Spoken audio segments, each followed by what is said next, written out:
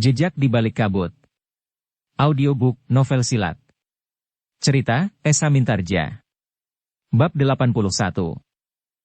Demikianlah, beberapa saat kemudian mereka telah meninggalkan tempat itu. Mereka akan bekerja esok. Mereka akan datang sebelum matahari terbit sambil membawa peralatan yang diperlukan untuk menebang bambu serta membuat saluran air yang panjang. Dalam pada itu, Wandawa dan kawan-kawannya telah menghadap ayahnya.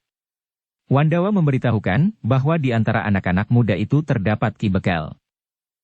Apa yang akan mereka lakukan? Mereka akan membuat talang air, ayah. Mereka ingin mengalirkan air ke sawah mereka. Iblis manakah yang telah memberikan gagasan tentang talang air itu? Ada dua orang pengembara di antara mereka. Tentu keduanya lah yang telah mempengaruhi Ki Bekel untuk ikut serta bersama anak-anak itu untuk membuat talang air. Kedua orang pengembara itulah yang telah minta berbicara dengan anak-anak muda di padukuhan ini. Kerja itu harus dihentikan. Iya, jawab Wandawa. Tetapi mulut Mugi itu sangat lancang. Kenapa? Ia sudah mengatakan alasan ayah yang sebenarnya, kenapa kita berkeberatan jika orang-orang padukuhan ini membuat parit. Gila, geram Ki Cakrajaya. Apakah aku harus mengoyak mulutnya? Aku sudah menamparnya sehingga mulutnya berdarah. Biarlah jika alasan yang sebenarnya itu sudah terlanjur dikatakan, meskipun terasa agak mengganggu. Biarlah aku menemui Ki Bekel dan langsung menyatakan keberatan itu. Nampaknya Ki Bekel sudah bertekad untuk melaksanakannya. Sebaiknya yang menemui Ki Demang, serta minta Ki Demang mengurungkan rencana Ki Bekel untuk membuat talang air itu. Aku akan menemui Ki Bekel lebih dahulu. Jika Ki Bekel menjadi keras kepala, aku akan menemui Ki Demang. Tergantung sekali kepada Ki Demang, apa yang akan dilakukannya. Jika Ki Demang berkeberatan untuk mencegah Ki Bekel, maka aku sendiri akan mencegahnya. Wandawa mengangguk-angguk kecil.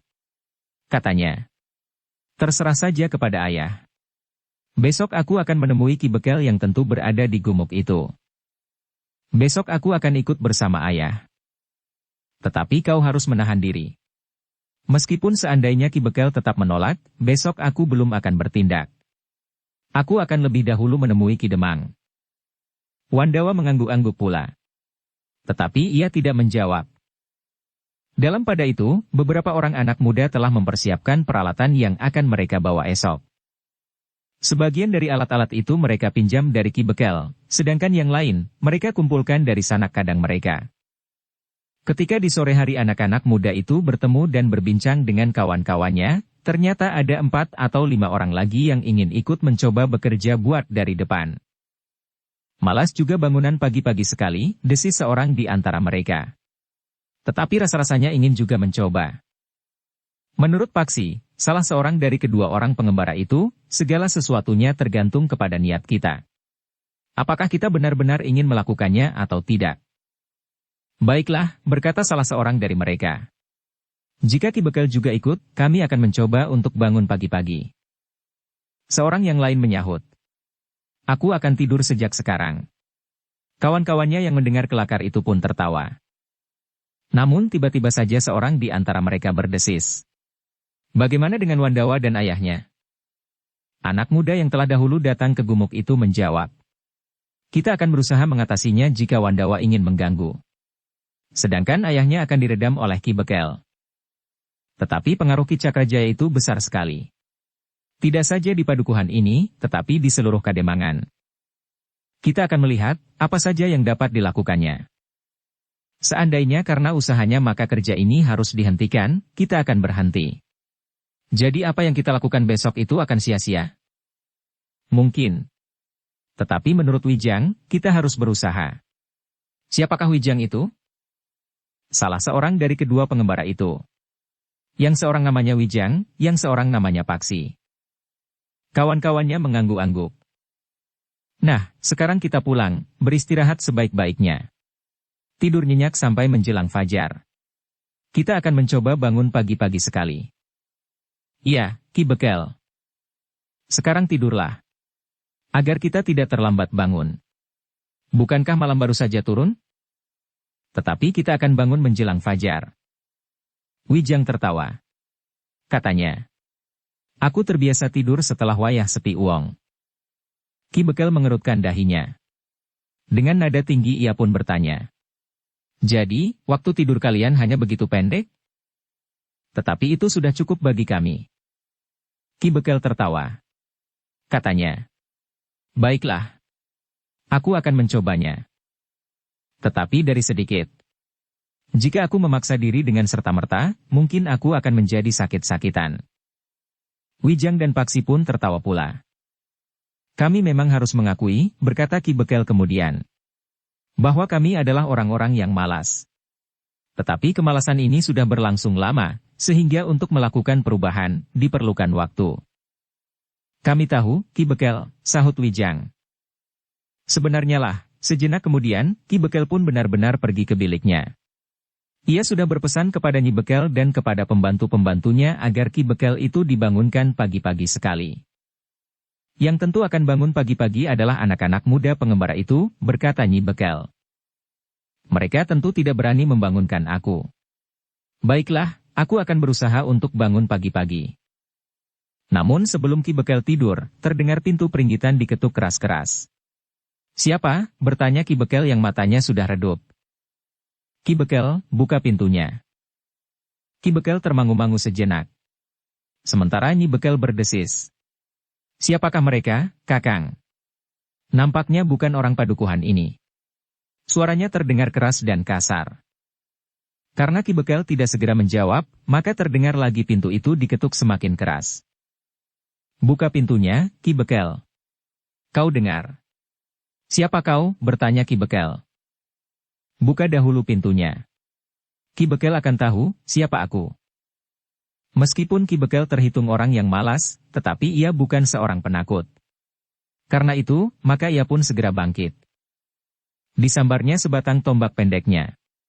Kemudian melangkah keluar dari biliknya menuju ke pintu peringgitan. Hati-hatilah, Kakang. Masuklah ke dalam bilik, Nyi, desis Ki Bekel. Perlahan-lahan Ki Bekel pun melangkah ke pintu. Diangkatnya selarak pintunya. Kemudian ditariknya sindik kayu di atas daun pintu itu. Dengan cepat Ki Bekel itu meloncat surut. Demikian pintu terbuka, maka Ki Bekel itu pun melihat beberapa orang berdiri di belakang pintu. Orang-orang itu belum pernah dilihatnya sebelumnya. Namun ketika seorang di antara mereka akan melangkah masuk, Ki Bekel itu pun berkata, "Berdiri saja di situ."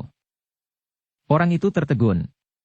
Ujung tombak Ki Bekel merunduk setinggi jantung orang yang berdiri di depan pintu itu. Siapa kalian dan untuk apa kalian datang malam-malam begini? Orang itu memandang wajah Ki Bekel dengan tajamnya. Namun ia tidak melihat kecemasan membayang di wajah itu. Ki Bekel, berkata orang yang berdiri di paling depan. Sebenarnya kami tidak berurusan dengan Ki Bekel. Jadi, kenapa kalian kemari? Kami berurusan dengan Wijang dan Paksi. Dua orang yang mengaku sebagai pengembara. Ada apa dengan mereka? Bukankah mereka bermalam di sini? Bukan di Banjar? Ya. Malam ini mereka memang berada di sini. Serahkan kedua orang itu kepada kami. Kenapa aku harus menyerahkan mereka? Mereka telah melakukan kejahatan di kademangan kami. Kejahatan apa? Sebenarnya mereka tidak hanya berdua. Tetapi kawan-kawannya ada sekitar 4 orang. Mereka telah mengambil dengan paksa barang-barang milik beberapa keluarga di kademangan kami. Kademangan mana, Kisanak? Kami adalah orang-orang dari kademangan Randu Cawang. Ki Bekel termangu-mangu sejenak. Ia teringat kepada penuturan beberapa orang tentang pemerasan yang terjadi di sebuah padukuhan di kademangannya. Bahkan Ki Demang pun telah membenarkannya.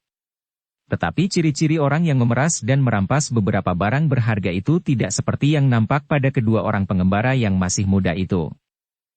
Apalagi menilik sikap keduanya serta kesediaan mereka membantu menyelenggarakan perubahan di padukuhan itu.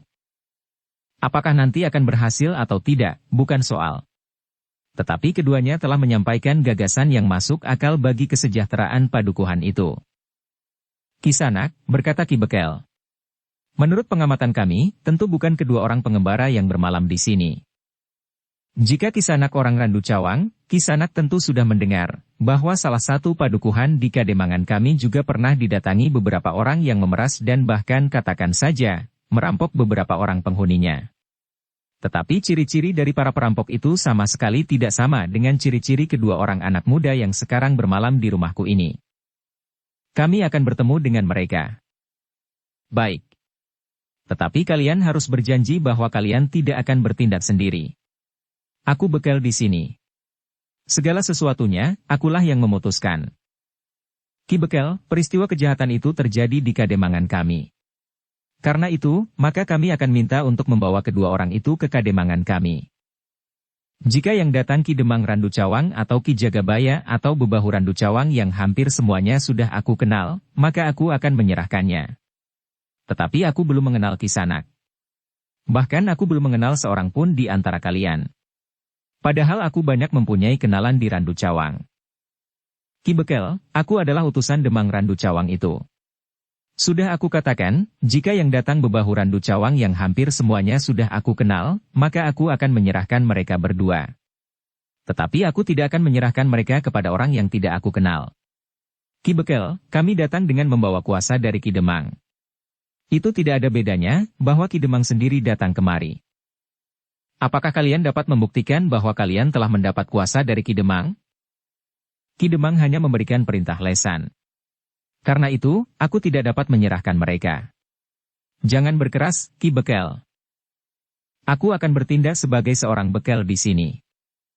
Ki Bekel, jika Ki Bekel berkeberatan untuk menyerahkan keduanya, maka kami akan terpaksa mempergunakan kekerasan. Ki Bekel menjadi tegang. Ujung tombaknya pun menjadi bergetar. Dengan nada tinggi ia pun berkata, "Jadi kalian juga akan merampok seperti orang-orang yang kalian cari itu?" "Kami tidak merampok. Tetapi kami sedang berusaha menangkap perampok." "Tetapi cara yang kau pakai tidak ada bedanya dengan cara seorang perampok. Bahkan kau akan merampok wewenangku di padukuhan ini." Terserah saja apa yang akan Ki Bekel katakan. Tetapi kami akan mengambil kedua orang anak muda itu dan membawa ke Randu Cawang. Tidak. Besok aku akan menemui Ki Demang Randu Cawang. Aku sendiri akan membawa kedua orang anak muda itu dan menanyakan kepada Ki Demang, apakah benar mereka yang dicari. Aku tidak mau menunggu sampai besok. Aku akan membawa mereka sekarang. Jika demikian, pengakuan kalian sebagai orang Randu Cawang justru meragukan. Percaya atau tidak itu terserah saja kepada Ki Bekel. Tetapi yang penting, kami akan membawa kedua orang itu. Tidak. Aku tidak akan menyerahkan mereka. Ki Bekel, bukankah selama ini tidak ada persoalan di antara kita? Jika Ki Bekel tidak mau menyerahkan keduanya, maka akan timbul perselisihan antara Ki Bekel dengan Ki Demang di Randu Cawang. Aku tidak yakin. Besok aku akan pergi ke Randu Cawang. Kami tidak dapat menunggu sampai esok. Serahkan keduanya sekarang, atau Ki Bekel akan menyesali kekerasan hati Ki Bekel. Aku tidak akan menyesal. Tiba-tiba saja orang itu bergeser mundur selangkah. Kepada beberapa orang yang datang bersamanya, orang itu berkata, "Cari kedua orang itu. Ia ada di sini." Aku pikir keduanya ada di gandok kiri atau kanan. Namun mereka terkejut karena mereka mendengar suara di seketeng. "Kami ada di sini." Ketika orang-orang yang datang ke rumah Ki Bekel itu berpaling, mereka melihat dua orang berdiri di depan pintu seketeng. Remang-remang cahaya lampu minyak yang menyala di pendapa itu sempat menggapai mereka. "Kisanak," terdengar suara Wijang. "Kami sama sekali tidak pernah melakukan perampokan sebagaimana kalian tuduhkan.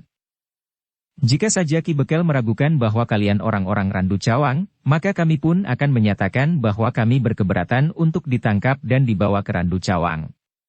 Sebaliknya jika Ki Bekel tidak meragukan kalian, maka kami akan melakukan apa saja yang diperintahkannya." "Setan kau," geram orang yang berdiri di depan pintu. "Tangkap mereka." Beberapa orang itu pun segera menghambur berlari ke arah Wijang dan Paksi yang sengaja menunggu mereka di halaman. Orang yang berdiri di depan pintu itu masih berada di depan pintu. Kepada Ki Bekel ia pun berkata, "Ki Bekel, kami telah menemukan kedua orang itu. Sebaiknya Ki Bekel tidak usah ikut campur. Kami akan menangkap mereka dan membawa mereka ke Randu Cawang." Orang itu tidak menunggu jawaban. Namun orang itu pun segera berlari pula ke pintu seketeng.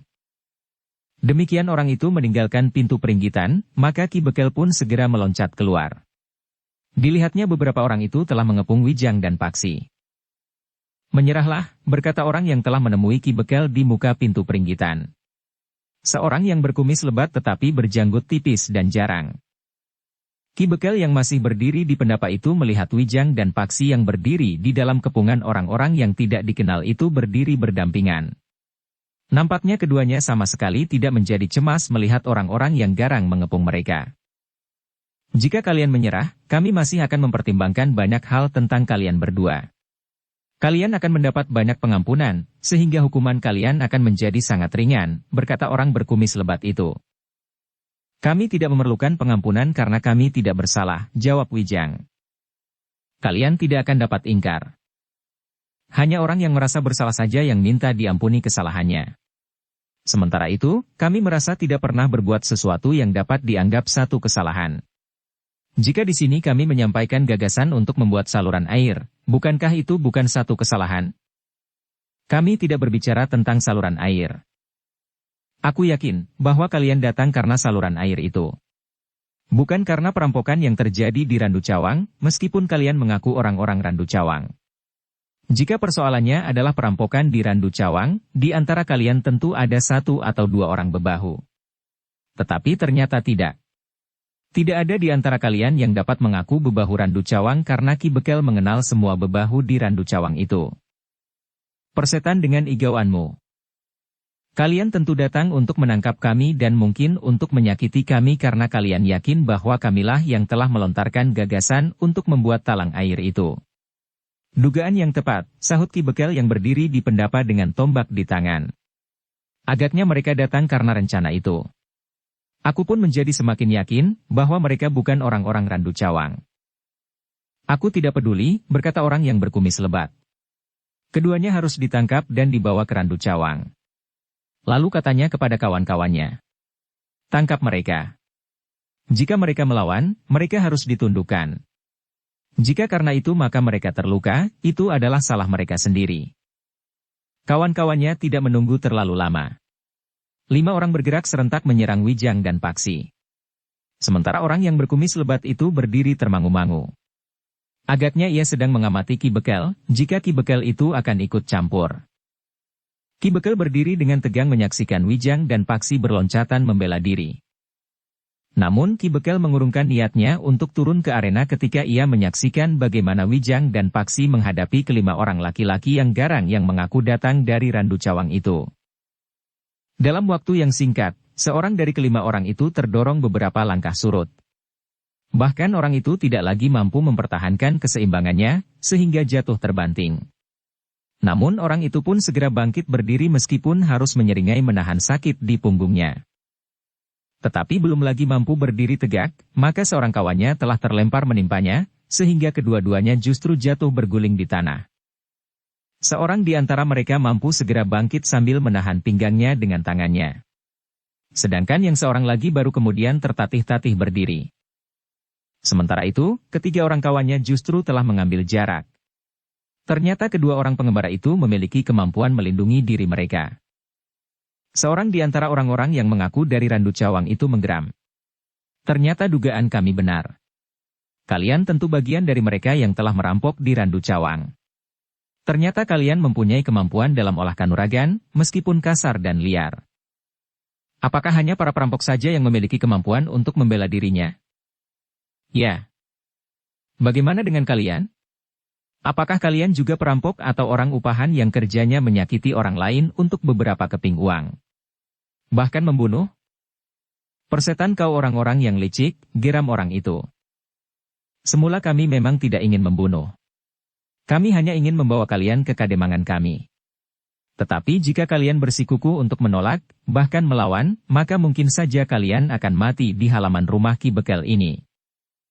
Aku menjadi saksi, berkata Ki Bekel yang telah melihat kemampuan Wijang dan Paksi. Siapapun yang mati, tidak akan menjadi persoalan. Tidak akan ada yang dianggap bersalah karena pembunuhan. Apalagi karena aku meragukan bahwa kalian benar-benar orang Randu Cawang. Seandainya benar kalian orang-orang Randu Cawang, aku akan memberi penjelasan kepada Ki Demang Randu Cawang bahwa kalian telah melanggar unggah-ungguh dan paugeran padukuhan ini.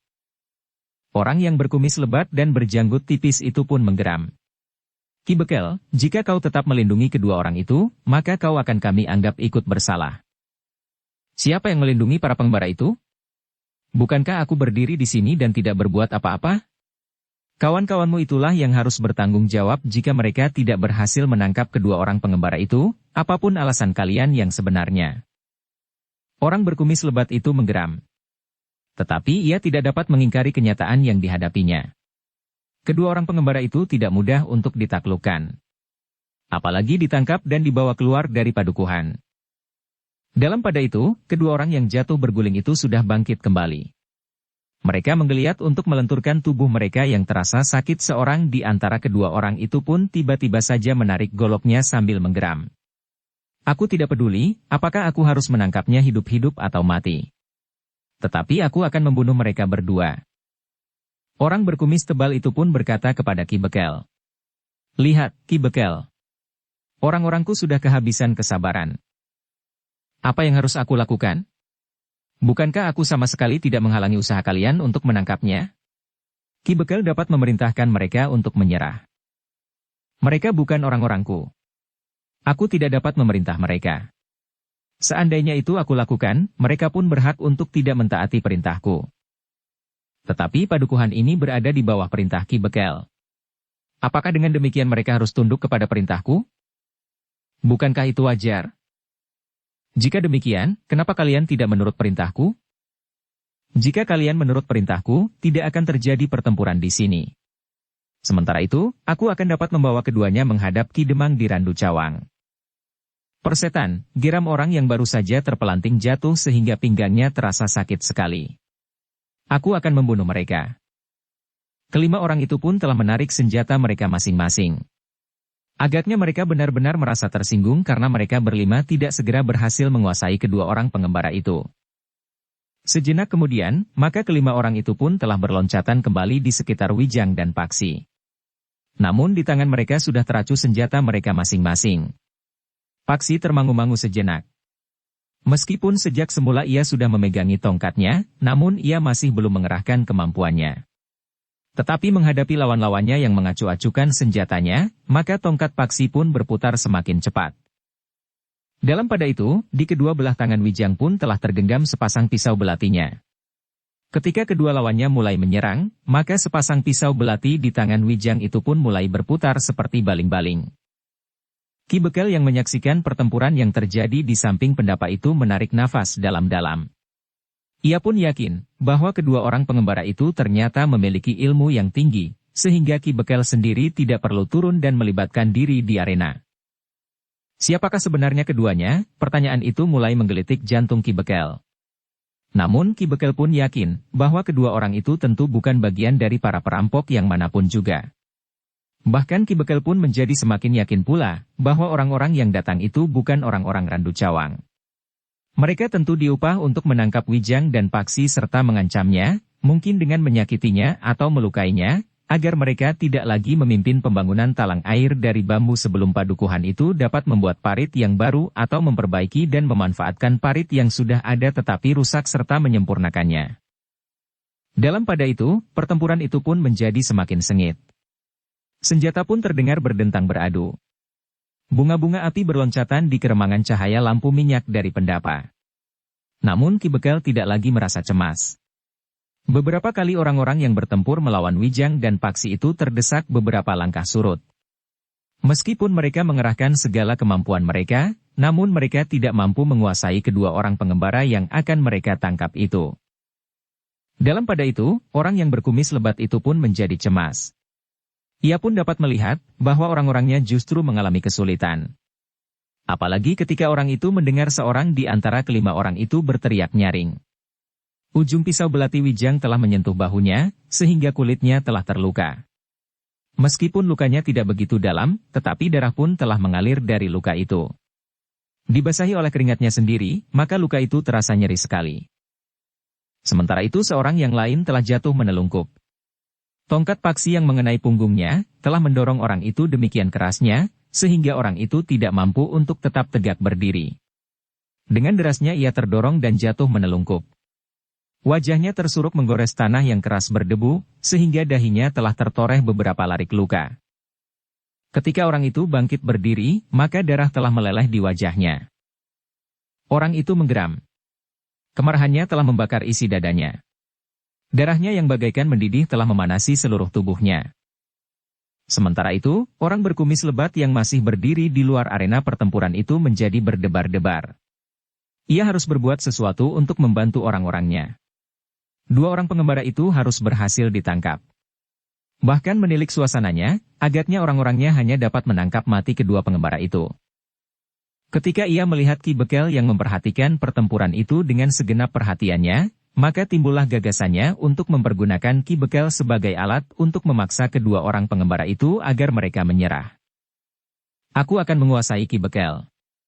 Jika keduanya tidak bersedia menyerah, maka taruhannya adalah nyawa Ki Bekel itu sendiri, berkata orang berkumis lebat itu di dalam hatinya.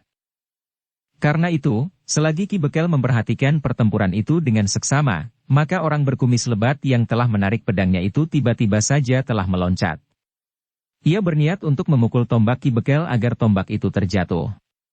Kemudian menempelkan ujung pedang dan memaksa kedua orang pengembara itu menyerah. Tetapi ternyata Ki Bekel sempat melihat gerakan orang itu. Karena itu, ketika orang itu mengayunkan pedangnya memukul ujung tombak Ki Bekel, maka Ki Bekel sempat menarik tombaknya sehingga pedang orang berkumis lebat itu tidak menyentuhnya. Namun justru karena gerakan yang tiba-tiba, maka Ki Bekel pun tidak mampu lagi memperhitungkan gerak naluriahnya. Tiba-tiba saja tombaknya menggeliat. Dengan cepat Ki Bekel itu telah menjulurkan tombaknya, langsung ke dada orang yang meloncat ke arahnya itu. Terdengar orang berkumis lebat itu berteriak. Kemudian mengumpat dengan kasarnya. Namun suaranya pun segera patah di kerongkongan. Orang itu pun terjatuh di tanah seperti sebatang pisang yang roboh. Sekali orang itu menggeliat. Namun kemudian ia pun terdiam untuk selama-lamanya. Ki Bekel pun segera meloncat dan berjongkok di sampingnya. Ketika ia meraba leher orang itu, maka tidak ada lagi tanda-tanda kehidupannya. Aku tidak sengaja membunuhnya, desis Ki Bekel yang menjadi sangat gelisah. Dalam pada itu, kelima orang yang bertempur melawan Wijang dan Paksi pun melihat bahwa orang berkumis lebat itu telah terbunuh. Karena itu, maka mereka merasa bahwa tidak ada gunanya untuk bertempur terus. Mereka pun merasa bahwa kedua orang yang mereka hadapi ternyata adalah orang-orang yang berilmu tinggi. Karena itu, maka seorang di antara mereka pun segera bersuit nyaring untuk memberikan isyarat kepada kawan-kawannya agar mereka serentak melarikan diri dan berpencar ke arah yang berbeda-beda. Tetapi isyarat itu pun ditangkap pula oleh Wijang dan Paksi. Karena itu demikian mereka mulai bergerak untuk melarikan diri, Wijang dan Paksi segera meloncat menangkap dua orang di antara mereka. Ketika mereka meronta, maka tangkai pisau belati Wijang telah memukul keningnya, sehingga orang itu terhuyung-huyung. Kepalanya terasa menjadi sangat pening, matanya berkunang-kunang dan akhirnya ia pun jatuh terguling di tanah. Sementara itu, orang yang ditangkap oleh Paksi pun telah meronta pula. Namun tongkat Paksi dengan kerasnya memukul kaki orang itu, sehingga rasa-rasanya tulangnya menjadi retak. Karena itu, maka orang itu pun tidak mampu segera bangkit. Apalagi melarikan diri. Wijang dan Paksi tidak menghiraukan lagi ketiga orang yang berlari berpencaran. Seorang berlari lewat pintu regol yang terbuka. Seorang meloncat dinding halaman di sebelah gandok dan seorang lagi berlari ke kebun belakang menyusup di antara tanaman. Tetapi dua orang itu sudah cukup. Wijang dan Paksi pun kemudian telah memaksa kedua orang itu bangkit dan mengikat mereka masing-masing pada sebatang pohon dengan ikat kepala mereka sendiri. Baru kemudian, Ki Bekel, Wijang dan Paksi telah mengangkat tubuh orang berkumis lebat itu dan membawanya naik ke pendapa.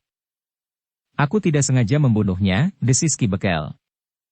Peristiwa ini terjadi begitu saja dengan cepatnya, sehingga Ki Bekel tidak sempat membuat pertimbangan-pertimbangan, desis Wijang. Ya. Ternyata besok kita tidak dapat mulai dengan kerja itu. Aku harus memberikan laporan kepada Ki Demang.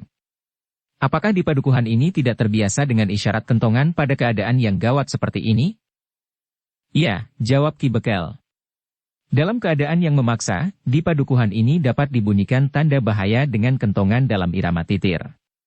Tadi aku sudah berpikir untuk membunyikan kentongan. Tetapi ketika aku melihat bahwa kalian akan dapat segera menguasai keadaan, maka niat itu pun aku urungkan. Wijang dan Paksi mengangguk-angguk. Sementara Ki Bekel berkata selanjutnya, Pada satu kesempatan, ketika dibunyikan isyarat kentongan dalam irama titir, seluruh padukuhan menjadi sangat ketakutan. Kegelisahan dan kecemasan meliputi seisi padukuhan ini, sehingga aku berpendapat bahwa jika tidak perlu sekali, kentongan tidak akan dibunyikan dengan irama titir. Wijang yang masih mengangguk-angguk itu pun bertanya. Jadi, bagaimana dengan orang yang tertangkap dan terbunuh ini? Apakah Ki Bekel akan menanganinya sendiri? Biarlah para bebahu dipanggil. Ki Bekel pun kemudian memanggil pembantunya. Diperintahkannya orang itu pergi ke rumah Ki Jagabaya dan bebahu yang lain. Juga menjemput salah seorang anak muda yang di keesokan harinya akan pergi ke gumuk kecil untuk membuat talang air. Tetapi pembantu Ki Bekel itu berkata, "Aku takut, Ki Bekel. Jika di jalan aku bertemu dengan salah seorang di antara mereka, maka aku akan menjadi sasaran dendam mereka. Bukankah mereka tidak mengenalmu? Siapapun yang mereka jumpai, tentu akan mengalami nasib buruk." Paksilah yang kemudian menyahut, "Marilah bersama aku. Jika saja aku tahu di mana rumah mereka, aku dapat pergi sendiri." Nah, biarlah kau diantar oleh Paksi. Pembantu di rumah Ki Bekel itu masih saja ragu-ragu. Namun Ki Bekel itu pun berkata, "Pergilah. Jika kau bertemu dengan mereka, biarlah Paksi yang mengatasinya." Akhirnya pembantu Ki Bekel itu pun turun ke jalan bersama Paksi, menyusuri jalan padukuhan. Sejenak kemudian, mereka pun telah sampai ke rumah Ki Jagabaya yang sedang tidur nyenyak. Memang sulit untuk membangunkan Ki Jagabaya. Namun Paksi dengan sengaja telah mengetuk pintu peringgitan agak keras dan menghentak, sehingga Ki Jagabaya dan seisi rumahnya terkejut karenanya. "Siapa di luar?" teriak Ki Jagabaya yang karena terkejut, ia pun telah tersentak. Tiba-tiba saja matanya tidak lagi terasa mengantuk. "Aku, Ki Jagabaya. Pembantu di rumah Ki Bekel. Ada apa malam-malam begini? Kau telah mengejutkan aku." Ki Jagabaya diminta datang ke rumah Ki Bekel. "Malam-malam begini?" "Ya. Ada sesuatu yang penting." "Ada apa? Begitu pentingkah sehingga malam-malam begini aku harus dibangunkan?" "Ya, sangat penting." Terdengar langkah Ki Jagabaya menuju ke pintu peringgitan. Kemudian terdengar pula selarak pintu diangkat. Sesaat kemudian, maka pintu peringgitan itu pun terbuka. Ki Jagabaya berdiri di pintu, di tangannya digenggamnya keris yang sudah telanjang. Sejenak Ki Jagabaya mengamati dua orang yang berdiri termangu-mangu di peringgitan. Seorang di antaranya memang dikenalnya sebagai pembantu Ki Bekel. "Ada apa sehingga kau bangunkan aku malam-malam?" "Ada beberapa orang perampok di rumah Ki Bekel." "Perampok?" "Ya. Seorang di antara mereka terbunuh oleh Ki Bekel. Dua orang diikat pada pohon yang ada di halaman." "Baik. Baik. Aku akan pergi." Ki Bekel minta Ki Jagabaya singgah sebentar di rumah Ki Kamitua. "Kenapa bukan kau saja?" "Aku akan pergi ke rumah Terima." "Kenapa dengan Terima?" Ki Bekel minta Terima memberitahukan kawan-kawannya tentang Rajapati yang terjadi di rumah Ki Bekel. "Bukankah lebih penting Ki Kamitua dan bebahu yang lain?" Ki Bekel minta Ki Jagabaya melakukannya. "Aku harus memberitahu Terima. Sedangkan Terima juga harus memberitahu beberapa orang kawannya." Ki Jagabaya menarik nafas dalam-dalam. Namun kemudian ia pun berkata, "Baik. Baik. Aku singgah di rumah Ki Kamitua." Pembantu di rumah Ki Bekel itu pun segera minta diri. Masih diantar Paksi, orang itu pergi ke rumah salah seorang anak muda yang di keesokan harinya berjanji untuk berada di gumuk kecil. Sementara itu Ki Jagabaya telah berbenah diri sambil bersungut. Enak-enaknya orang tidur. Kenapa Ki Bekel tidak memanggil aku besok pagi saja? Nyi Bekel yang duduk sambil menggeliat di bibir pembaringannya berkata, "Dinginnya malam ini, Kang. Tidurlah. Aku sebenarnya juga malas keluar di malam seperti ini. Aku sudah mulai mengantuk lagi." Nyi Jagabaya menarik nafas dalam-dalam. Tetapi ia justru harus bangkit dan melepas Ki Jagabaya di pintu peringgitan, karena ia harus menyelarak pintu dari dalam. Ki Jagabaya yang menyelipkan keris di pinggangnya, berjalan di dalam gelapnya malam dengan malasnya. Ki Jagabaya sama sekali tidak takut seandainya ia bertemu dengan salah seorang perampok di jalan padukuhan. Tetapi yang sangat mengganggunya adalah kemalasan berjalan di dinginnya malam. Ketika ia membangunkan Ki Kamitua, maka seperti juga Ki Jagabaya, maka Ki Kamitua itu pun mengeluh karena ia harus bangun di dinginnya malam. Ki Bekel tidak pernah memberikan perintah seperti ini, berkata Ki Kamitua. Tentu anak-anak yang bertualang itulah yang telah mempengaruhi Ki Bekel, desis Ki Jagabaya. Namun Ki Jagabaya itu pun kemudian berkata. Tetapi menurut pembantunya, di rumah Ki Bekel itu terjadi perampokan. Seorang di antaranya telah terbunuh oleh Ki Bekel. Itu pun tidak pernah terjadi sebelumnya. Ki Jagabaya dan Ki Kamitua sebagaimana diminta oleh Ki Bekel, telah singgah di rumah beberapa orang bebahu. Betapapun segannya, namun para bebahu itu harus pergi ke rumah Ki Bekel. Untuk menghilangkan keseganan dan kemalasan mereka, maka para bebahu itu telah membangunkan dan mengajak tetangga-tetangga mereka pergi ke rumah Ki Bekel untuk melihat apa yang telah terjadi. Dalam pada itu, pembantu di rumah Ki Bekel itu telah membangunkan Trima yang tidur nyenyak. Apakah sekarang sudah hampir fajar? Bertanya Trima. Belum. Tetapi sesuatu telah terjadi di rumah Ki Bekel. Apa? Perampokan? Seorang di antara para perampok itu terbunuh. Trima mengerutkan dahinya. Kemudian katanya. Baik. Aku akan pergi ke rumah Ki Bekel. Ajak kawan-kawanmu, berkata Paksi. Dengan demikian, mungkin sekali kerja kita tertunda. Atau kita mulai dari kerja yang dapat dilakukan lebih dahulu. Baik. Aku akan mengajak kawan-kawanku yang seharusnya esok mulai dengan kerja. Sebenarnya apapun yang dapat kami lakukan, akan kami lakukan besok. Jika niat yang sudah bergejolak ini tertunda lagi, mungkin lusa gemuruh di dada kami sudah mereda. Kami mengerti. Malam itu ternyata banyak orang yang berkumpul di halaman rumah Ki Bekel. Bukan saja para bebahu, tetapi banyak pula tetangga-tetangga Ki Bekel dan anak-anak muda yang berdatangan.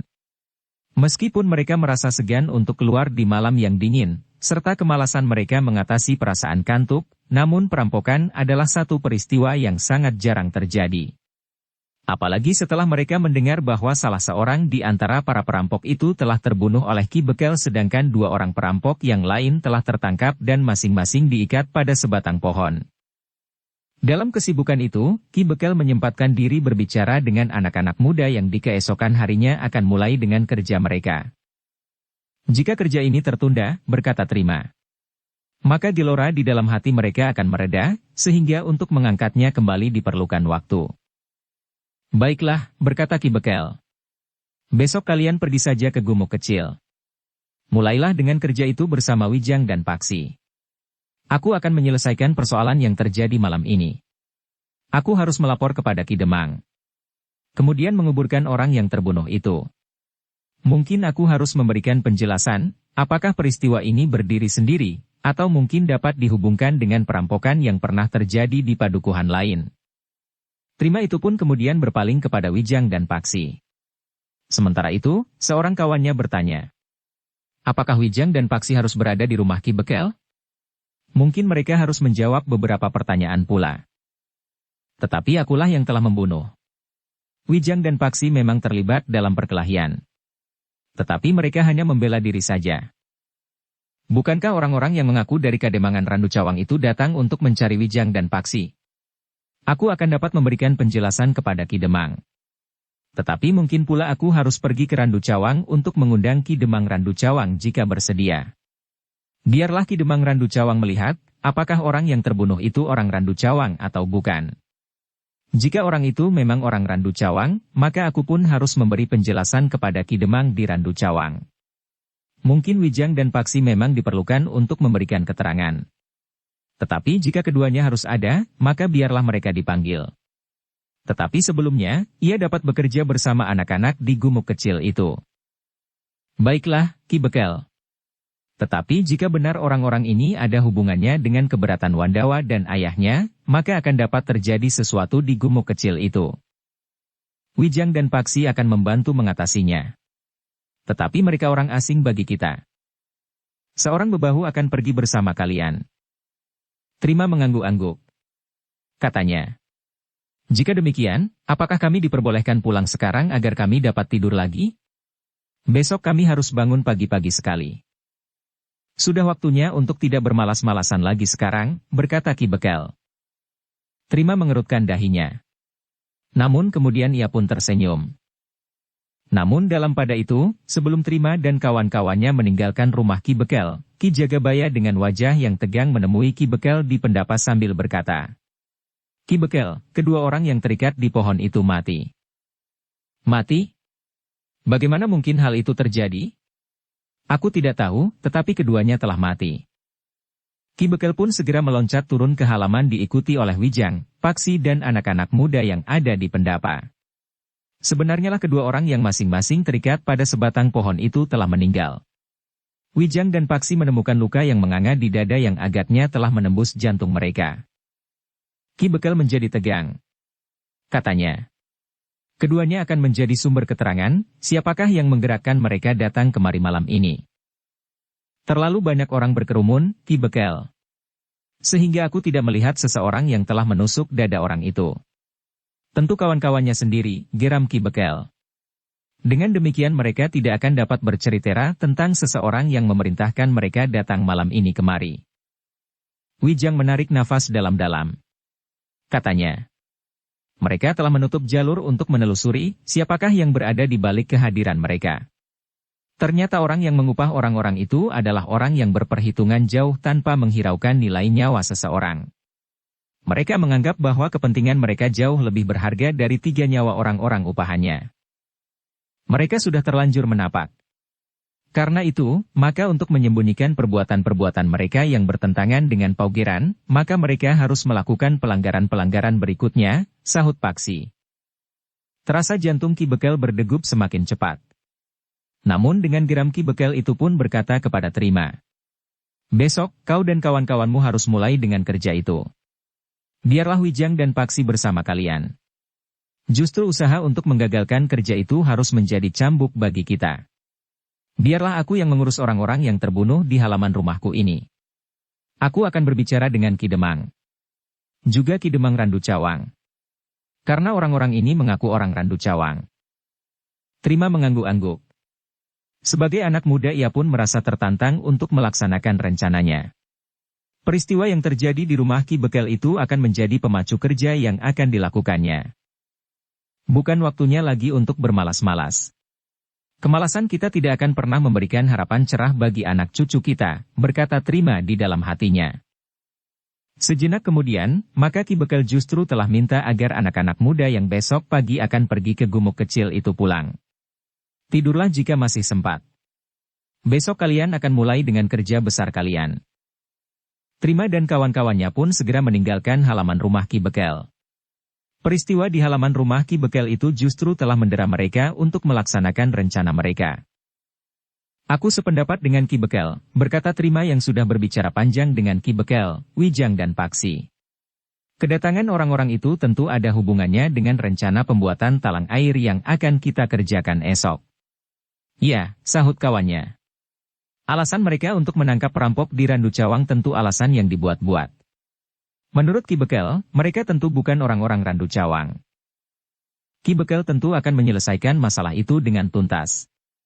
Tugas kita adalah membuktikan bahwa air itu dapat disalurkan dengan cara yang bermacam-macam ke bulak-bulak kita yang kering."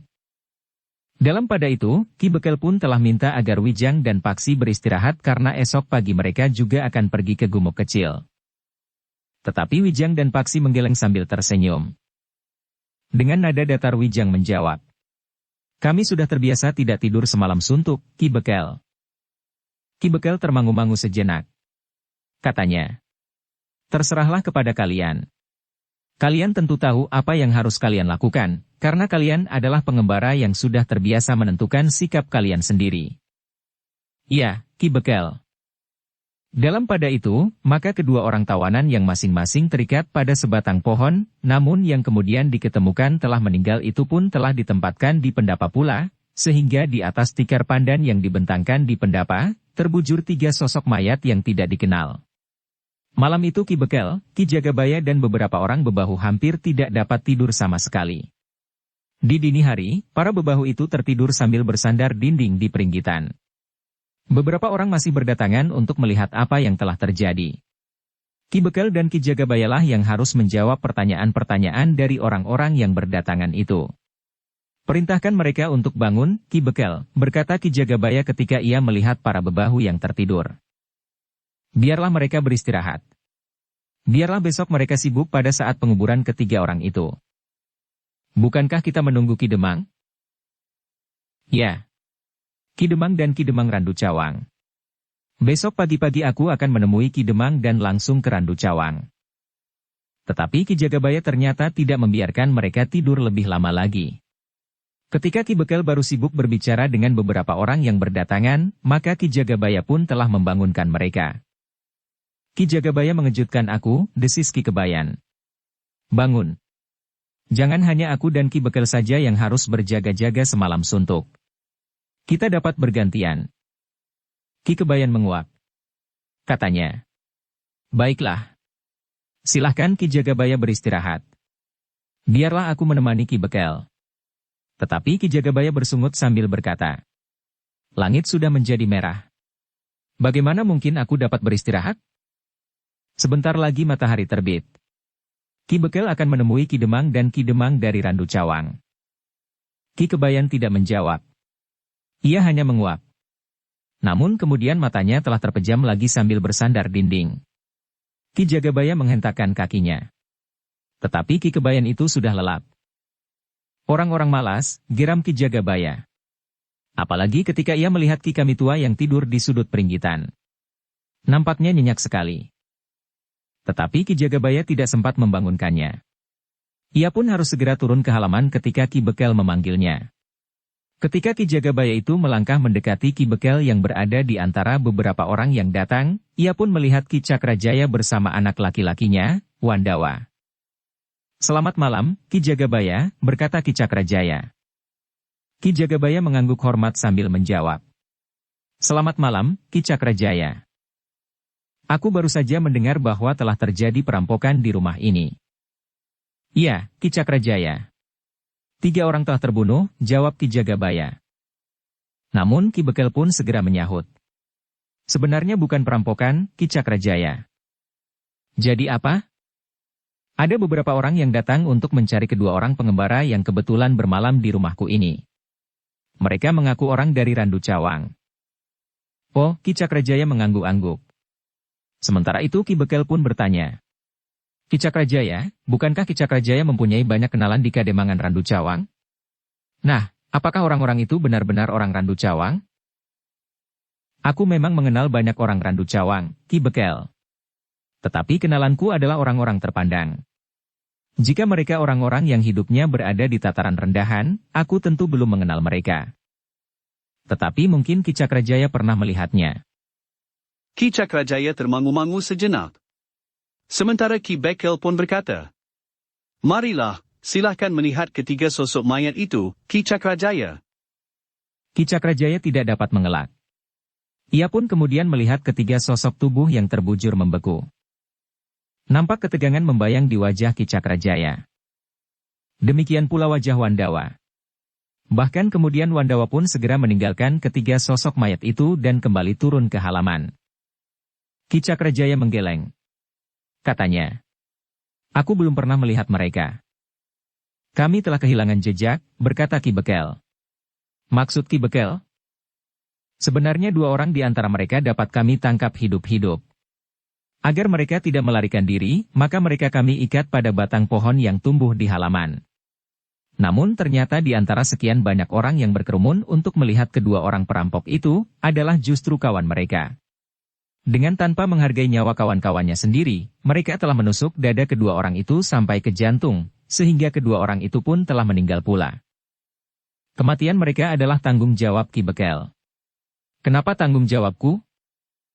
Keduanya sudah menjadi tawanan Ki Bekel ketika mereka masih hidup. Mereka pun terikat sehingga mereka tidak dapat melindungi diri mereka sendiri. Karena itu, maka seharusnya Ki Bekel melindungi mereka dari kemarahan rakyat Padukuhan ini. Bukan rakyat Padukuhan ini yang telah membunuhnya, Ki Cakrajaya. Jadi siapa? Jika rakyat Padukuhan ini yang membunuhnya, maka bekas penganiayaan yang ada pada tubuh orang itu, tentu tidak seperti yang kita lihat. Luka tusukan di dadanya itulah yang telah membunuhnya. Mungkin saja orang Padukuhan ini yang marah telah menusuk dada kedua orang itu. Mereka tidak akan melakukannya. Jadi menurut Ki Bekel, siapakah yang telah membunuhnya? Seperti sudah aku katakan. Kawan-kawannya sendiri. Tidak masuk akal bahwa kawan-kawannya sendiri telah membunuhnya. Kenapa tidak masuk akal? Justru dugaan itulah yang paling masuk akal. Mereka berusaha menghilangkan jejak, siapakah yang telah mengupah mereka untuk datang kemari. Mereka datang untuk merampok. Siapakah yang telah mengupahnya? Sudah aku katakan pula. Mereka tidak datang untuk merampok. Tetapi mereka datang untuk menangkap kedua orang pengembara itu dan mengaku orang-orang Randu Cawang. Ki Cakrajaya termangu-mangu sejenak. Namun ia tidak berkata apa-apa lagi tentang ketiga orang yang terbunuh itu. Bahkan kemudian Wandawa telah mengajak ayahnya itu untuk pulang saja. Beberapa saat kemudian, maka langit pun menjadi terang. Ki Bekel pun segera bersiap untuk pergi ke rumah Ki Demang untuk melaporkan peristiwa yang telah terjadi di rumahnya. Kepada Wijang dan Paksi, Ki Bekel itu berkata, "Pergilah ke gumuk itu. Mudah-mudahan anak-anak itu tidak terlambat bangun dan datang terlalu siang. Pergilah bersama Ki Kebayan." "Baik, Ki Bekel," sahut Wijang. "Aku akan menemui Ki Demang dan Ki Demang Randu Cawang." Demikian Wijang dan Paksi meninggalkan rumah Ki Bekel, maka Ki Bekel pun telah pergi pula ke rumah Ki Demang. Agar perjalanannya menjadi lebih cepat, maka Ki Bekel pun telah naik kuda. Ketika Wijang dan Paksi sampai di gumuk kecil, cahaya matahari sudah mulai nampak. Baru setelah menunggu beberapa saat, beberapa orang anak muda mulai berdatangan. "Maaf, aku terlambat sedikit," desis Trima. "Sejak dari rumah Ki Bekel aku tidak dapat tidur lagi. Namun menjelang fajar aku justru tertidur sesaat. Untunglah aku segera terbangun oleh kegelisahanku sendiri serta mimpi yang mencengkam." "Kami juga baru datang," jawab Paksi. "Apakah kalian juga tertidur menjelang fajar?" "Tidak. Kami tidak tidur sama sekali." "Kalian tidak merasa mengantuk?" "Aku yang sempat tidur sesaat masih merasa sangat mengantuk." "Jika kita mulai dengan kerja kita, perasaan kantuk itu akan segera hilang." Trima mengangguk-angguk. Kawan-kawannya duduk bertebaran di atas rerumputan kering dan batu-batu padas. Nampaknya mereka masih saja malas untuk mengerjakan sesuatu. Bahkan masih ada di antara mereka yang menguap sambil menggosok matanya.